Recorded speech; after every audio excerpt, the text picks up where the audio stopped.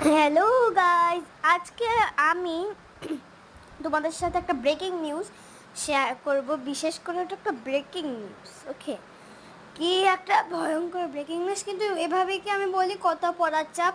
দেখো কতগুলো বিপরীত শব্দ লিখেছি, দেখো দেখো খালি। এই যে এখানে লিখেছি বাঁচাতে, বাঁচাতে।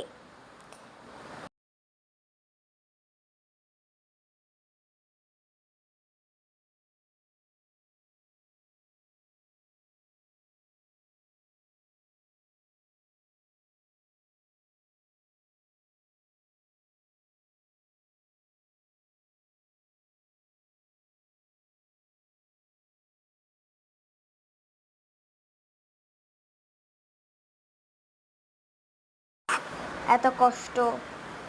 সো দেখো, দেখতে থাকো। কিন্তু ব্রেকিং নিউজটাই তো বলতে ভুলে গেছিলাম, সত্যি।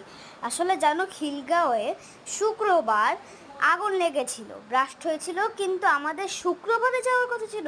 আমরা কোন লাকে যেন বৃহস্পতিবারে গিয়ে কোনো কিছু হয়নি, সবই ঠাকুরের। সো ভালো থেকো।